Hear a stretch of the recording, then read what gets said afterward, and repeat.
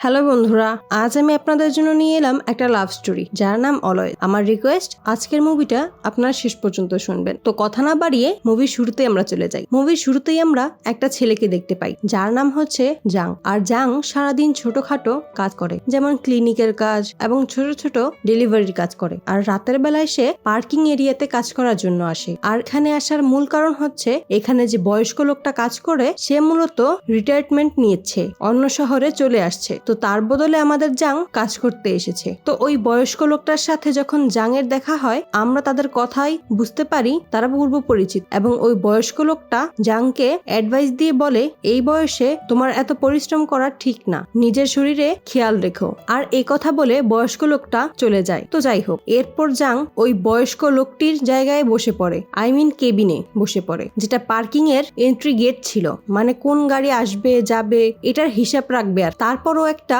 Boxing ম্যাচের খেলা দেখেছিল। আর তখন ওই কেবিনের মধ্যেই একটা মেয়ে আসে এবং সে জাংয়ের হাতে অনেকগুলো খাবার রাখতে শুরু করে। আর জাং তখন জিজ্ঞেস করে, এগুলো কার আর আপনি কে? তখন ওই মেয়েটি জাংয়ের আওয়াজ শুনে ঘাবড়ে যায় এবং বলে, আপনি কে? এখানে তো আমার দাদা থাকার কথা। জাং তখন বুঝতে পারে যে ওই মেয়েটি অন্ধ, আর এখানে যে বয়স্ক লোকটি থাকে হয়তো সেই লোকটি মেয়েটির দাদা বা কোনোভাবে সম্পর্ক রয়েছে ওই মেয়েটির। তখন বলে, আমি আসলে প্রতি সন্ধ্যায় আমার কাজ শেষ করে এখানে আসি এবং দাদার সাথে বসে স্ন্যাক খাই এবং টিভির প্রোগ্রাম শুনি, কিন্তু এখানে যেহেতু দাদা নেই তাহলে আমি চলে যাই। তো এই কথাই বলে মেয়েটা চলে যায় আর বাইরে গিয়ে বাসের জন্য অপেক্ষা করতে শুরু করে। বাট তখনই বৃষ্টি পড়তে শুরু হয়। আর এরপর জাং মেয়েটির কাছে যায় এবং তাকে ভিতরে নিয়ে আসে প্রোগ্রামটি শোনার জন্য, মানে বৃষ্টি শেষ হলে ও চলে যাবে। তো যাই হোক, এই প্রোগ্রামটি কিন্তু তার দাদার সাথে বসে ও রেগুলার শুনত। তো মেয়েটি ভিতরে এসে ওই প্রোগ্রামটি অনেক এনজয় করে, যদিও ও টিভি দেখতে পারে না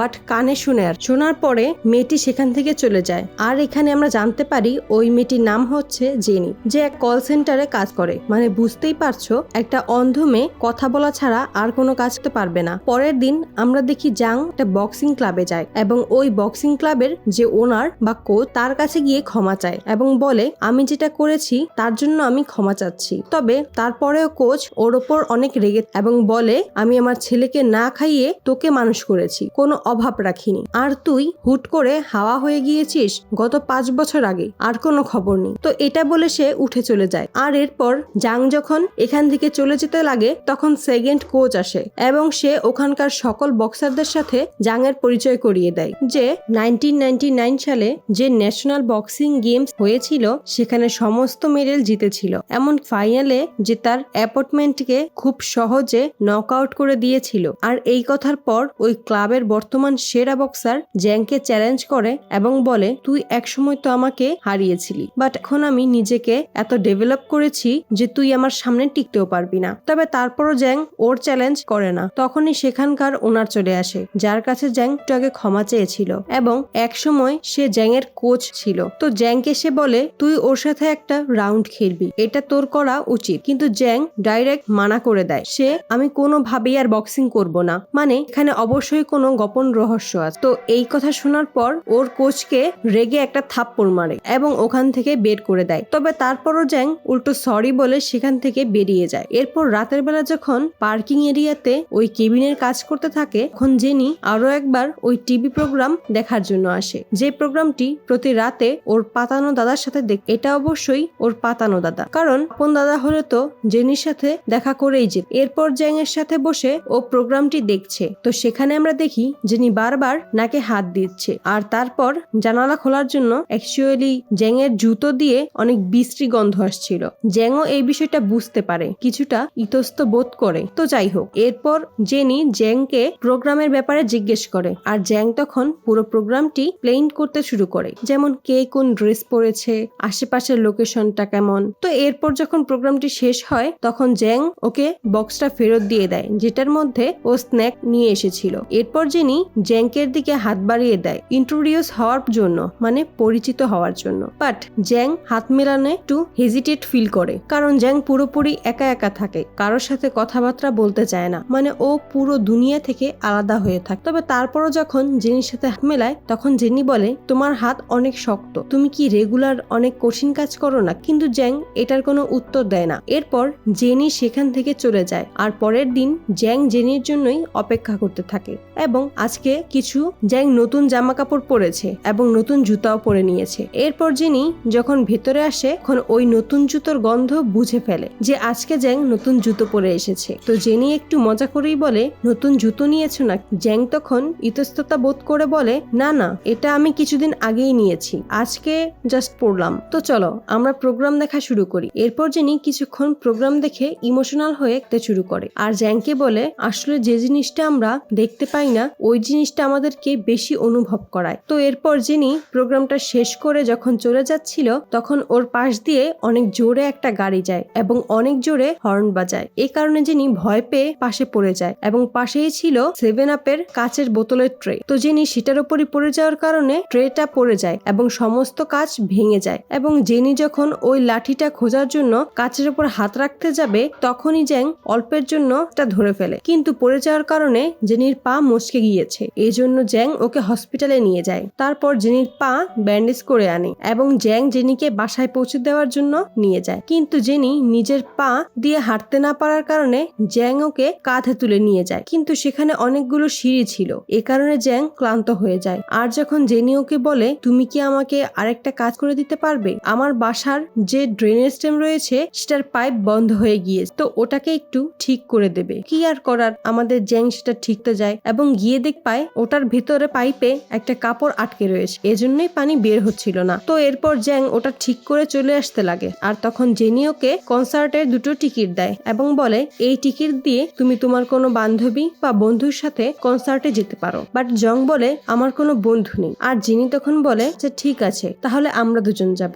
এই বলেই জ্যাং সেখান থেকে চলে আসে। কিন্তু আমরা জ্যাংকে দেখি, বেচারা জ্যাং অনেকদিন পরে আজকে অনেক খুশি, কারণ বুঝতেই পারছেন। আর ওইদিকে আমরা জেনিকেও দেখ পাই, সেও সোফার মধ্যে শুয়ে শুয়ে জ্যাং এর কথাই মনে করছে, মানে দুজনেই দুজনের সঙ্গে এনজয় করছে। এরপর তারা দুজনে মিলে একটা কনসার্টে যায় আর সেখানেই কনসার্ট দেখার পর তারা দুজনে মিলে একটা রেস্টুরেন্টে যায়। জেনি জ্যাংকে বলে, তুমি রাতের বেলা পার্কিং লটে কাজ করো, কিন্তু দিনের বেলা কি করো? জ্যাং তখন বলে, আমি দিনের বেলায় পানি বোতল সাপ্লাই করি। আর তখন জেনি ওকে বলে, তার মানে তুমি যখন যুবক ছিলে পড়ালেখায় ফাঁকি দিয়েছো, খালি আকাম কুকাম করে বেরিয়েছো, তাই না? তো এই কথা শুনেই জ্যাং এর অনেক রাগ হয়, কারণ ও নিজের ব্যাপারে কাউকে কিছুই বলতে চায় না এবং সে উল্টো জেনিকে বলে, তুমি অনেক বেশি কথা বলো। তো জেনির এই কথাটা অনেক মাইন্ডে লাগে, চুপ করে উঠে সেখান থেকে চলে যায়। এরপর জেনি যখন ওর বাসার সামনে আসে তখন জ্যাংও সেখানে আসে এবং ক্ষমা চায়। তো জ্যাং অ্যাকচুয়ালি আগে জেনিকে বলেছিল যে ওর বয়স হচ্ছে 50 বা 55 বছর। তো সেই হিসেবে জেনি বলেছে বয়সকালে হয়তো অনেক আকাম কুকাম করেছে, সেই জন্য আজকে এত ছোট কাজ, এত কষ্টের কাজ করতে হচ্ছে। তো জ্যাং বলে, আমার বয়স 30 বছর এবং বলে যে আমি যখন ইয়ং ছিলাম তখন আমি একজন বক্সার ছিলাম। আর এটাও সত্য, মাঝখানে আমি একবার খারাপ মানুষও হয়েছিলাম, বাট আমি সেই লাইফটা আর চাই না, এজন্য এত কষ্ট করি। তবে জেনি কোনো উত্তর না দিয়ে জাস্ট গুড বাই বলে চলে যায়। আর পরের দিন আমরা দেখি জ্যাং তার পুরনো বক্সিং ম্যানেজার এবং বসের সাথে দেখা করতে যায় আর ওনারা চায় জ্যাং যেন আবারও বক্সিং শুরু করে। কিন্তু জ্যাং বলে, আমি এটা করতে পারবো না। বস তখন একটা প্রশ্ন করে, তুই এত বছর যাবত কোথায় ছিলি? জ্যাং এই প্রশ্নের উত্তর দেয় না। আর তখন ওর বস বলে, যদি তোর কিছু বলার না থাকে তাহলে আমি চলে যাই। আর যখন জ্যাং বলতে থাকে, আমি গত 4 বছর 3 মাস ধরে জেলে ছিলাম, আমি বক্সিং ছেড়ে দেওয়ার পরে আমি অন্য মানুষদের হয়ে টাকা উসুলের কাজ করতাম, মানে ওই যে বিভিন্ন এনজিও থাকে না, ঋণ দেয়, তো অনেকে টাকা পয়সা ফেরত দেয় না, তাদের টাকা উদ্ধার করে দিত, এই আর কি, মারামারি করে। তো এর মধ্যে আমাকে অনেক মানুষকে মারতেও হতো, এই কারণেই আমি জেলে গিয়েছিলাম। আর এই ধরনের জীবনে আর যেতে চাই না, এ কারণেই বক্সিং ছেড়ে দিতে চাই। আমি নতুন ভাবে, সাধারণ ভাবে নিজের জীবনটা পার করতে চাই। আর এদিকে জেনি যখন অফিস শেষ করে ওর বাসায় ফিরে তখন দেখা যায় ওর অফিসের যে ম্যানেজার সে বাসার সামনে একটা ওয়াইনের বোতল হাতে দাঁড়িয়ে আছে। আর ওই ম্যানেজারের কিছু সবসময় জেনির ওপর কুনজর ছিল। এরপর সে জেনিকে বলে, আমি তোমার সাথে বসে একটু ড্রিঙ্ক করতে চাই। জেনি তো খুব ভয় পেয়ে যায়, তবে তারপরও সে জোর জবরদস্তি করে বাসায় ঢোকে এবং এরপর জেনির উপর সে আক্রমণ করা শুরু করে। জেনির ভাগ্য ভালো ছিল, তখন বাসায় জ্যাং চলে আসে। আর জ্যাং যখন এটা দেখে তো মাথা গরম হয়ে যায় এবং ম্যানেজারকে মারাত্মক ভাবে মারতে থাকে। জ্যাং যখন ম্যানেজারকে মেরেই ফেলবে তখন জেনি চিৎকার করে ওদের আটকে দেয়, কিন্তু জ্যাং ওকে হুমকি দিয়ে বলে, তুই যদি আর কখনো এখানে আসিস বা ওকে স্পর্শ করার চেষ্টা করিস আমি তোকে মেরেই ফেলবো। তো ম্যানেজার ভয় পেয়ে চলে যায়। তবে জেনি এই ঘটনাতে অনেক ভয় পেয়ে যায়, কষ্ট পায় এবং সে কান্না করতে থাকে। তো জেনি বলে, হয়তো এখন আর আমার এই চাকরিটাও থাকবে না, চলে যাবে। জ্যাং তখন বলে, তুমি এখনো ওই শয়তানের চাকরিটা করতে চাও? জেনি বলে, এটা আমার বেঁচে থাকার প্রশ্ন, আমি যদি চাকরি না করি আমার খরচ কে চালাবে? জ্যাং তখন বলে, আমি তোমার খেয়াল রাখবো, আমি তোমাকে সাহায্য করব, তোমার খরচ চালাবো। বাট জেনি বলে, তুমি কি আমাকে আরো দুর্বল বানাচ্ছ? তুমি আমাকে এখানেই একা ছেড়ে দাও। এরপর জ্যাং আর বাড়তি কোনো কথা না বলেই চলে যায়। কিন্তু এরপর রাতের বেলায় জেনি নিজেই জ্যাং এর কাছে আসে এবং বলে, আমি চাকরিটা ছেড়ে দিয়েছি, কিন্তু তুমি কি আমার সাথে ঘুরতে যাবে? জ্যাং বলে, হ্যাঁ যাব। এর পরের দিন সকালে জ্যাং জেনির সাথে দেখা করতে যায় আর সাথে অনেক সুন্দর একটা কুকুর গিফট করে। আর জেনি এতে খুবই খুশি হয় কারণ সে একা থাকে। এরপরে জ্যাং জেনিকে একটা নদীর তীরে নিয়ে যায়। জ্যাং তখন ওকে বলে, আমি যখন অনাথ ছিলাম এখানে একটা অনাথ আশ্রম ছিল, সে অনাথ আশ্রম নদী ভেঙে নদীতে বিলীন হয়ে গেছে, আমার যত রকমের স্মৃতি ছিল সব পানির নিচে ডুবে গেছে। জেনি তখন জ্যাংকে নদীর কিনারে থেকে দুটো পাথর উঠানোর জন্য বলে। জ্যাং দুটো পাথর উঠিয়ে জেনির হাতে দেয় আর জেনি একটা পাথর দেখিয়ে বলে, এটা হচ্ছে আমি, এটা আমার মতো, আর অন্য পাথরটা হচ্ছে তুমি, তোমার মতো। এরপর জেনি জ্যাংয়ের মতো পাথরটা নিজের কাছে রাখে আর যে পাথরটা জেনির মতো সেটা জ্যাংকে দিয়ে দেয়। এরপর জ্যাং ওই পাথরটি ধরে ফেলে এবং ওর হাতটাও ধরে ফেলে। তারপর দুজনে মিলে নদীর কিনারে বসে থাকে। এই দুনিয়ায় ওরা দুজনেই কিন্তু অনাথ, ওদের দুনিয়াতে কেউ নেই। কিন্তু ফাইনালি দুটো অনাথ এক জায়গায় হয়ে একজন আরেকজনের গার্ডিয়ান বা মানসিক সাপোর্টার হয়েছে। এরপর আমরা দেখি জ্যাং নিজে তার বক্সিং কোচ এবং বক্সিং ম্যানেজারের কাছে যায় এবং সে আবারও বক্সিং শুরু করতে চায়, কারণ তার এখন জেনির খেয়াল রাখতে হবে। তো বক্সিং এ প্র্যাকটিস শুরু করে দেয়, ম্যাচও খেলে এবং বক্সিং অনেক ভালো অবস্থায় থাকে, সকলকে নকআউটও করে দেয়। আর জেনিও বাসায় সারাক্ষণ জ্যাং এর অপেক্ষা করে। এখন তারা একসাথেই থাকতে শুরু করেছে। আর আজকে প্রথমবারের মতো জেনি জ্যাংকে স্পর্শ করে এবং এরা একে অপরকে কিস করে। আর জেনিও বাসায় এমন সব অ্যাক্টিং করে যেমনটা জ্যাং বক্সিং এ করে থাকে। তারা দুজন একসাথে হরর মুভি দেখে। মোট কথা তারা একসাথেই থাকে, সময় পার করে, ভালো টাইম স্পেন্ড করে এবং তারা তাদের মতো আলাদা একটা পৃথিবী বানিয়ে নিয়েছে। আর এরই সাথে জ্যাং যেহেতু প্রচুর এক্সারসাইজ করে বা বক্সিং এক্সারসাইজ করে, এই জন্য জেনি জ্যাংকে মেসেজও করে দেয়, মানে জেনি মেসেজ করাও শিখে নিয়েছে। কারণ বুঝতেই পারছেন একজন বক্সার বা জিম যারা করে তাদের বডি লাইট এবং ফিট রাখার জন্য বা মাসেল ঠিক রাখার জন্য মেসেজের প্রয়োজন পড়ে। আর এর ফলে যেটা হয়, জ্যাং অনেক রিল্যাক্স ফিল করে। তো যাই হোক, জ্যাং কিন্তু বক্সিং এর সময় সব সময় চেষ্টা করে তার মুখে যেন আঘাত না লাগে, কারণ ও জানে যখনই বাসায় যাবে জেনি ওর চেহারাটা ছুঁয়ে দেখবে, আর যদি ওর মুখে কোনো দাগ থাকে বা আহত হয়ে যায় ও খুবই কষ্ট পাবে এবং এর জন্য ঝগড়াও করবে। এরকমই হয় প্রত্যেক সন্ধ্যায় যখন জ্যাং বাসায় যায়, জেনি ওর চেহারা স্পর্শ করে দেখে। এরপর জ্যাংকে জেনি তার নিজের গল্প বলা শুরু করে যে ছোট বয়স মানে 12 কি 14 হবে, ওর বাবা মাকে সাথে নিয়ে বাইরে বেরিয়েছিল, কিন্তু ওর বাবা মা চাচ্ছিল না যে বাইরে যাবে। তবে তারপরও ও বাবা মাকে গাড়ির পেছনে বসিয়ে নিজেই ড্রাইভ করছিল। তখনই হঠাৎ করে সামনের বিল্ডিং থেকে একটা জ্বলন্ত মানুষকে নিচে পড়তে দেখে, আর এই কারণেই ওর নজর সরে যায় রাস্তা থেকে এবং গাড়িটি অ্যাক্সিডেন্ট করে। আর ওই অ্যাক্সিডেন্টে ওর বাবা মায়ের মৃত্যু হয়ে যায় এবং ও চিরদিনের মতো চোখ হারিয়ে ফেলে, মাথায় আঘাত লাগে। তো জ্যাং যখন এই কাহিনী শোনে, জ্যাং পুরো শক হয়ে স্তব্ধ হয়ে যায় এবং মনে হচ্ছিল এই ঘটনার সাথে জ্যাং এর কোনো কানেকশন রয়েছে, কোনো একটা কিছু ওর মনে পড়ে গিয়েছে। তারপরে জ্যাং সেই ঘটনা মনে পড়ে যে কারণে ও জেলে গিয়েছিল। আসলে তোমাদের নিশ্চয়ই মনে আছে জ্যাং একবার বলেছিল বক্সিং বাদ দেওয়ার পরে সে মানুষের কাছ থেকে টাকা উসুলের কাজ করত, কিন্তু এরপর যখন সে একটা ঋণগ্রস্তের কাছ থেকে টাকা উসুল করতে গিয়েছিল, ওই লোকটা টাকা দেওয়ার জন্য প্রস্তুত ছিল না। ওইখানে তাদের হাতাহাতির এক পর্যায়ে পুলিশে চলে আসে, কিন্তু জ্যাং যখন গেটটা খুলতে যায় তখনই লোকটা নিজের শরীরে আগুন লাগিয়ে নিজেই বিল্ডিং থেকে লাফ দেয়। কিন্তু জ্যাং সাথে সাথে ওই লোকটার হাত ধরে ফেলে, কিন্তু ওই লোকটার শরীরে আগুন জ্বলছিল, যে কারণে ওই লোকটাকে বেশিক্ষণ ধরে রাখতে পারে না তার তাপের জন্য, আর এই কারণে লোকটা নিচে পড়ে যায়। আর এই দৃশ্যটাই দেখতে পেয়েছিল আমাদের জেনি, আর এই কারণেই জেনির গাড়ি অ্যাক্সিডেন্ট হয়েছিল, এই কারণে জেনির বাবা মা মারা গিয়েছিল। জেনি সারা জীবনের জন্য অন্ধ হয়ে গিয়েছিল। তো জ্যাং বুঝতেই পারে আজকে জেনির এই অবস্থার জন্য কোনো না কোনো ভাবে জ্যাংই দায়ী। ওই লোকটার কাছে যদি টাকা উসুল করতে না যেত তাহলে এই কাহিনী ঘটতো না, আর জেনির গাড়ি অ্যাক্সিডেন্টও হতো না, জেনিও আজকে অন্ধ হতো না। হয়তো সৃষ্টিকর্তা জেনিকে ওর কাছে পাঠিয়েছে এর ঋণ শোধ করার জন্য। যাই হোক, এরপর আমরা দেখতে পাই যে লোকটি আগুনে পড়ে অ্যাক্সিডেন্ট হয়েছিল, ওই লোকটিকে এখনো পর্যন্ত জীবিত রয়েছে এবং ওই লোককে দেখতে জ্যাং এখনো হসপিটালে যায় এবং বর্তমানে জ্যাং এবং ওই লোকটি অনেক ভালো বন্ধু হওয়ার। তো যাই হোক, জ্যাং এখন যে কোনো মূল্যে জেনির চোখের চিকিৎসা করাতে চায়, আর এই কারণে সে জেনিকে ডক্টরের কাছে নিয়ে যায়। আর ডক্টর চেক আপ করে বলে যে হ্যাঁ, জেনির চোখের দৃষ্টি ফিরে আসতে পারে, তবে তার ব্রেনে একটা অপারেশন করতে হবে, বাট এজন্য অনেক খরচ হবে, প্রায় $30,000, মানে 30 লক্ষ টাকার উপরে। এরপর জ্যাং সেই বক্সারের কাছে যায় এবং তাকে বলে সে যে চ্যালেঞ্জ করেছিল সেটা সে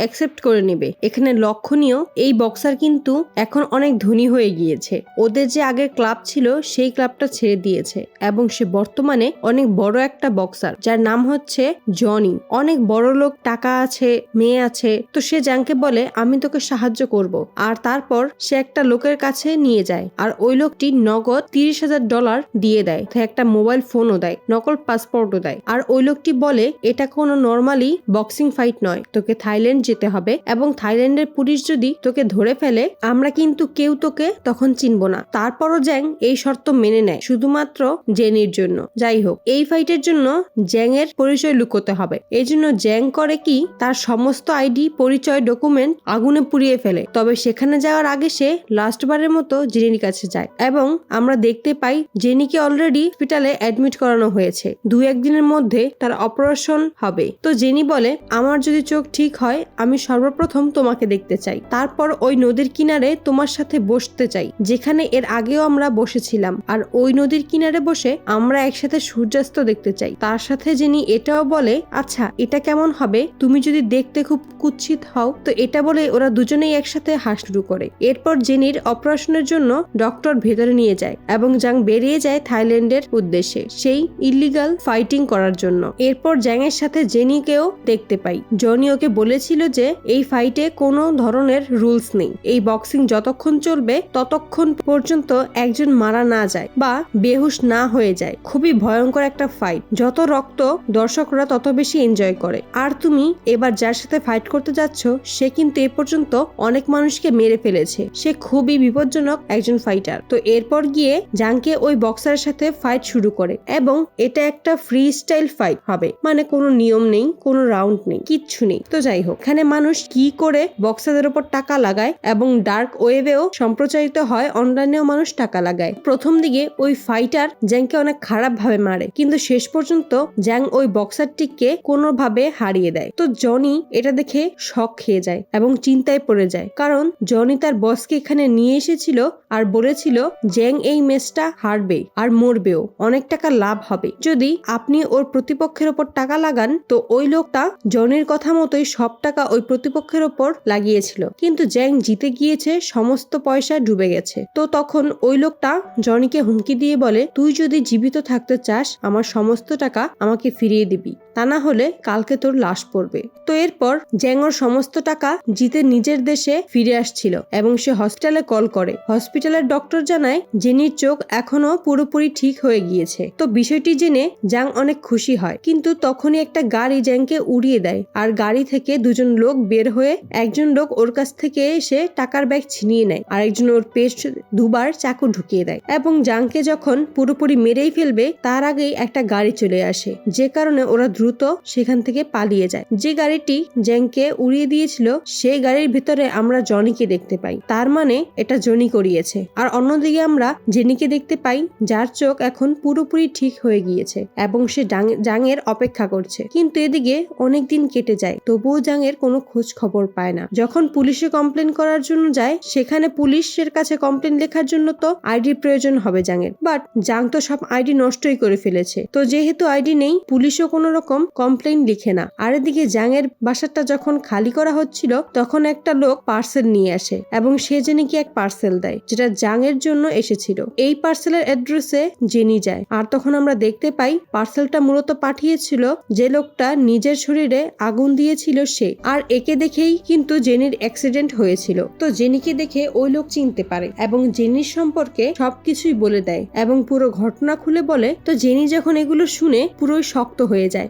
আসলে জাং কত ভালো, কিন্তু এই লোকটা বলে আমি নিজেও জানি না আমার চিকিৎসার টাকা দিয়ে ও কোথায় চলে গিয়েছে, আমার সাথে যোগাযোগও নেই। যাই হোক, জেনি জাংকে খুব মিস করে। তারপর জেনি জাংকে যে স্পর্শগুলো করেছিল ওর চেহারায় সেটা মনে করে খুব সুন্দর একটা ক্যাপচার বানায়। আর জেনি বর্তমানে এই ধরনের কাজগুলোই করে থাকে। সে সুন্দর সুন্দর শোপিস এবং ক্যাপচার বানায়। এছাড়া সোশ্যাল ওয়ার্কের জন্য হসপিটালে যায় আর সেখানেও অর্থ ব্যক্তিদের হেল্প করে। তো এরপর একটা বয়স্ক লোককে মেসেজ দিচ্ছিল, তখনই পাশের বেটে আমরা একজনকে শুয়ে থাকতে দিই আর ওই লোকটি তখন জেনির দিকে তাকায় এবং আমরা শক্ত হয়ে যাই। এটা জাং ছিল এবং এখানে আমরা জানতে পারি ওই ঘটনার পর জাং পুরোপুরি প্যারালাইজড হয়ে গিয়েছিল। সে চলতে পারতো না, শুধুমাত্র নিজের গলাটা ঘুরাতে পারতো, বাট কথা বলতে পারতো না। সে জেনিকে দেখতে পায় কিন্তু তারপরও সে জেনিকে কিছুই বলে না, পরিচয় দেয় না। তো এরপর সে জাংয়ের কাছে আসে এবং জাং যেহেতু প্যারালাইজড ওকেও মেসেজ দেয়। কিন্তু জেনি যখন জ্যাংকে মেসেজ করছিল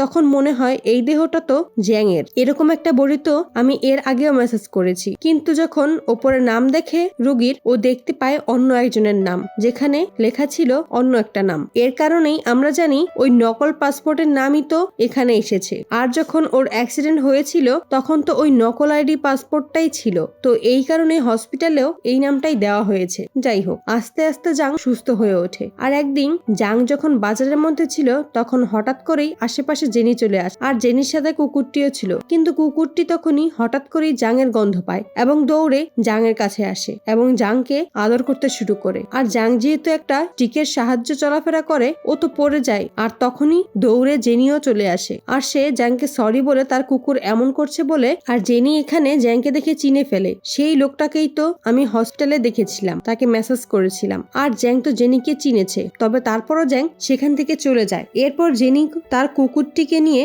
ওর বন্ধুর কাছে আসে, মানে ওর বন্ধু হচ্ছে কুকুরের ডক্টর। তো বলে আমার কুকুরটা হঠাৎ খেপে যাচ্ছে, ওর কোনো সমস্যা হয়েছে কিনা, আর আমার কুকুর তো এর আগে কখনো এরকমটা করেনি। তখন ওর বন্ধু বলে হতে পারে লোকটির সাথে তোমার কুকুরের পূর্বের কোনো সম্পর্ক রয়েছে বা গন্ধটা পরিচিত লেগেছে। আর এই জন্যই জেনির মাথায় একটা শক দেয়। তার মানে এটাই কি জ্যাং? যেমন হসপিটালে ওর পিঠ ফিল করা, আবার ওর কুকুরের জ্যাংয়ের কাছে দৌড়ে যাওয়া। তো ও দৌড়ে বের হয়ে যায় জাংকে খুঁজতে, বাট জাংকে কোথাও খুঁজে পায় না। ওর কাছে মনে হয় ও জাংকে আবার হারিয়ে ফেললো। ও মারাত্মক কান্না করতে থাকে। কিন্তু যখন জেনি দৌড়ে যায় মনে হচ্ছে সেই নদীর কিনারে সেখানেই জাংয়ের সাথে যেত। আর সেখানেও দেখতে পায় একটা লোক ক্রাচ নিয়ে দাঁড়িয়ে রয়েছে। আর আমরা তো জানি এটাকে। আর জেনিও বুঝতে পারে এটা জাং। এবং জাংয়ের চেহারা যেহেতু আগের চেয়ে খারাপ হয়ে গিয়েছে, তার উপর সে এখন নিজের পায়ে চলতেও পারে না। এর কারণে সে জেনির উপর বোঝা হয়ে থাকতে চায় না, এজন্যই সামনে যায়নি। কিন্তু জেনি ওর কাছে আসে, ওর মুখ স্পর্শ করে বলে তুমি কি জানো আমি চোখ ঠিক করেছি এর জন্য যাতে আমি সবসময় সারা জীবন তোমাকে দেখতে পাই। আর তুমি কি জানো আমি তোমাকে কত ভালোবাসি। এরপর দুজন দুজনকে জড়িয়ে ধরে। আর এখানেই এই মুভিটি শেষ হয়ে যায়।